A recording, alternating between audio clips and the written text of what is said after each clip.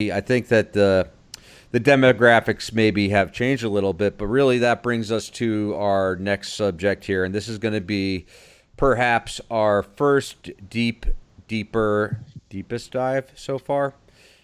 And so last week or 2 weeks ago, I talked about the movie The Social Dilemma. Did you guys end up watching that thing? Yep. Yes, sir. Okay, so that movie is really interesting because it basically talks about kind of the rise of social media. And also, as part of that, is the rise of AI or artificial intelligence in terms of like algorithms that kind of predict what you're going to like and help serve you that content. And it was basically a documentary about, the influence of social media and AI on society, made by the people who were actually behind Facebook and Google and YouTube and all these other kind of like social media channels. So I thought this was like a really interesting commentary, and probably, at least for me being involved in the media, one of the most important movies in the last like 20 years as far as like, oh, that explains a lot. And it's pretty interesting, like just the fact that like 70% of the content that both of you guys watch and your kids watch on YouTube is like stuff that's kind of determined by an algorithm, right? There's like an algorithm that kind of looks at the videos you've watched in the past and which ones you engage with for the longest. And so it gives you choices of like next subsequent videos. Well, universally, 70% of all the videos watched on YouTube are videos that are suggested by artificial intelligence. Kind of an interesting statistic, I thought, that it's like, wait a minute, I thought I chose those videos. Well, the way I see it is everybody's trying to figure it out right now as it goes. It just seems like this ever-changing thing. And I'm glad that it doesn't affect us like it does at certain political or whatever things that are going on. Like, we're snowboarders, we're going to have a good time no matter what, Right. But you can see it. I actually never watched skiing before. Mm-hmm. And then now, because of Instagram and Facebook and YouTube, like, skiing stuff pops up all the time because I'm a snowboarder. So I'm like, oh, you kind of have to watch skiing, which I don't really enjoy watching, but But you feel like you're forced things to. like that. But otherwise, like I said, it seems like no one really has it totally figured out, and the algorithm is constantly changing. And I hope it just burns out. And like I said last night, we were at a premiere outside with a bunch of people at a social event, and it was full movies, like clips that had not been dropped all year, stuff that no one's seen. Just hopefully it just drives people to go back to being real, in my opinion. I don't know. I mean, have you ever thought of something and then it pops up on your screen and you're just like, this? That like literally happened to me like 10 times, where you're just like, this is nuts. This should not happen. Well, do you think that like the Alexa thing, is that like listening in and like kind of like, is that thing Yes. like is like listening in and like queuing things up for your next Google search basically? It is. It's the same thing as your cell phone. It's always listening to your conversation all the time, and it's recording even when your battery's dead. How's that one? How does it record when your battery's dead? That sounds a little far-fetched. I know. I'm just seeing if you're listening. I was like, like had me thinking there. I'm like, yeah, I don't know. Yeah. But there's got to be something going on. Like, and if it isn't, they, why wouldn't they? They own our computers. The businesses own our phones. Might as well, profit off. Well, it. Doesn't Instagram own your content? It does as well. Like everything that you post they have the rights to. Exactly. So as soon as you basically hit publish in a public sense, they actually own the rights to it. I actually looked up their code because I was like, that's kind of funny that like once you upload your stuff to YouTube or Instagram, they actually have some rights to that content. So as soon as you upload it, you basically kind of lose how it's controlled. So it's like, the user agreement states that a non-exclusive, fully paid, or and royalty-free, transferable, sub-licensable, worldwide license to use your content, right? So they have a full worldwide license to use your content once you upload it and make it public. And then here's another thing I found, which is like, once you have shared user content or made it public, that user content may be reshared by others. So actually other people are resharing your content and have the rights to utilize the content that you're creating. So I thought that was kind of interesting in that, like, that might not be your intention as you're like showing like rad photos of your friends or whatever, and you're like, oh, maybe I'll use this, you know, maybe I'll have another use for it for the catalog or whatever. Well, maybe not if Instagram starts sharing it or it ends up, you know, kind of getting blown out. So I thought that was kind of like an interesting thing as far as like, I don't really know, you know, what's going to happen with the future of snowboarding with Instagram and social media. It seems like, though, that there's a lot more kind of below the waterline than above it right now. I was going to say, I had an issue with this winter. Like, brands use your photos, and you're like, what up? You didn't, you know, they don't even ask you. Like, what if a Budweiser were to, like, repost your snowboard photo? Like, are they allowed to do that?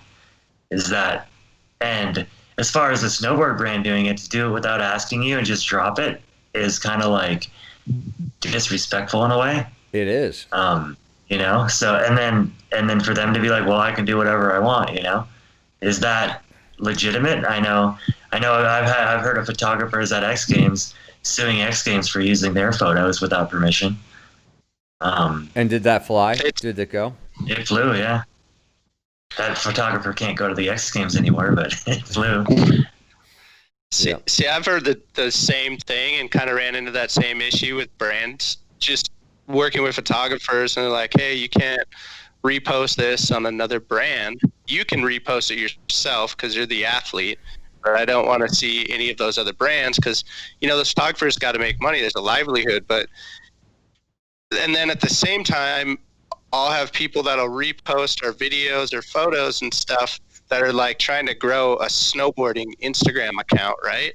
Mm-hmm. And they're not necessarily a brand, but you're like, wait a minute, why are they posting my footage, you know, and just for free and building their thing? And it's some really, really muddy waters. And yeah, I'm with Chad with what he said earlier.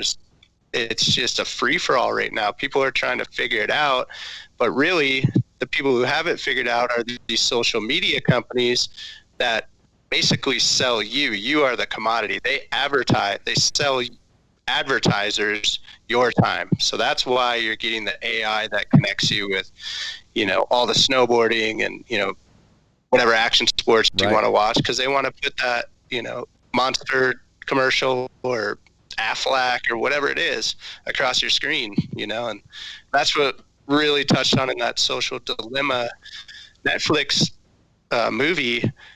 And it was really kind of disheartening in the sense, from an ethical standpoint, of how we arrived here as us being the commodities that are bought and sold every day. But we all give them permission by signing up for Instagram and signing up for Facebook. It's they own you, apparently. I mean, you could just go and delete your account, right? Nothing's stopping you from deleting your account. But the way all of those things are designed is to have that little, like, dopamine drop to have you coming back for more. And maybe the scary part is that, like, you know, their whole goal is to, like, maximize your engagement, like the amount of time you spend on it. And so, like, your feed is, like, custom tailored to you based on your actions of the past and what you engaged with more, so they can, like, engage with you more. But here's the thing is, like, moral outrage is the thing that universally connects with people. So if you, like, fall asleep and you're watching YouTube on your TV or something and you wake up 2 hours later, you're down some, like, deep rabbit hole because moral outrage is something that will keep you engaged, basically, is what they've determined. How about you, Chad? Like I said, we're snowboarders, so we're lucky to have that as an escape from the BS that goes on your computer screen and phone.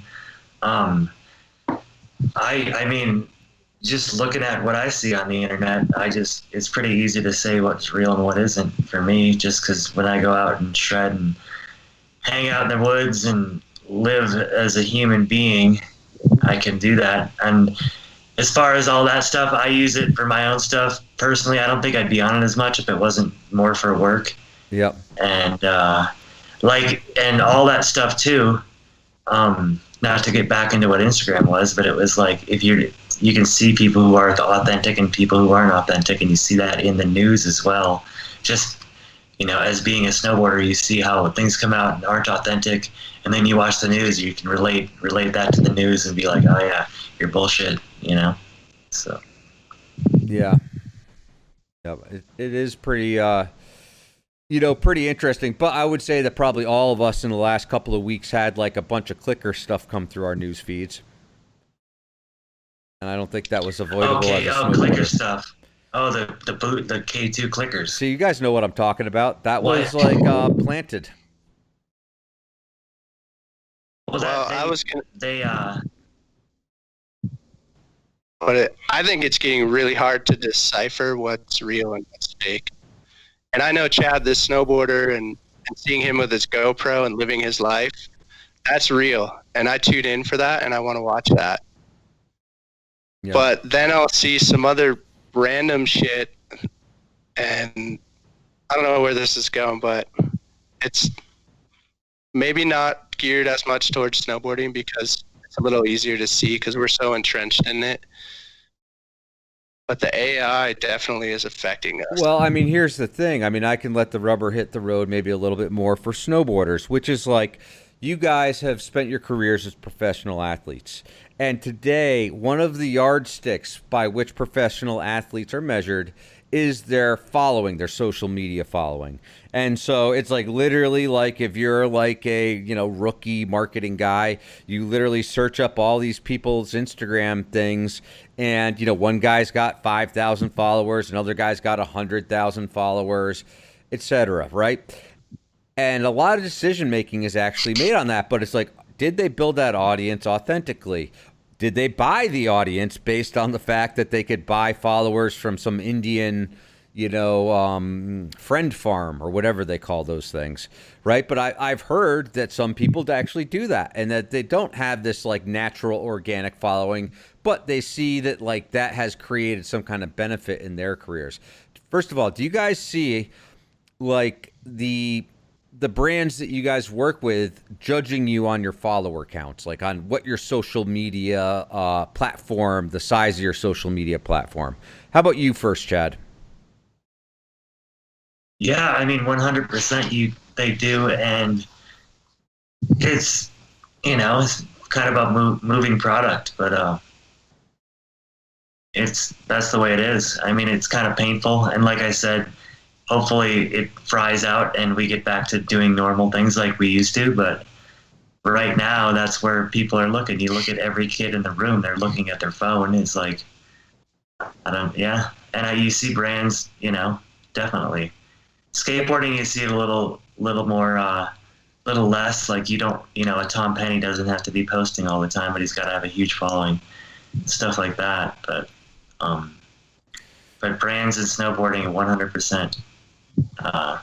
But also, it's like, who's getting paid now? I think I just heard you talking about your Miss Mason Aguirre interview. Before Instagram, those guys were raking in some dough, and their money significantly went down after the birth of Instagram and all that stuff. Everybody's did, Why do you think that is? Why did like the lucrativeness of like professional riding go down with the rise of Instagram? Like, why did those things kind of go in opposite directions at the same time? It's free content at your fingertips at all times. Yeah, and it just diluted everything, I mean, snowboarding, and it's like, I mean, you guys obviously know when we were all kids, it was like to be able to see snowboarding on TV was like gold just to watch it for 15 minutes. Right. And now it's just like if you want to watch it for 24 hours a day, you can constantly watch new stuff all day long. So it just diluted it, I think.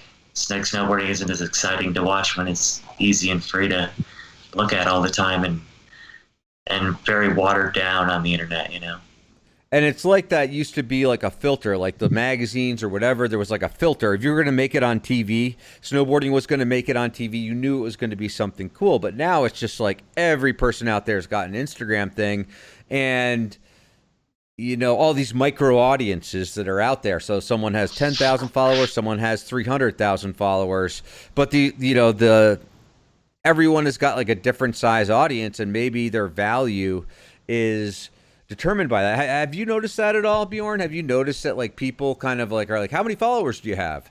When you're talking to them about sponsorship and stuff.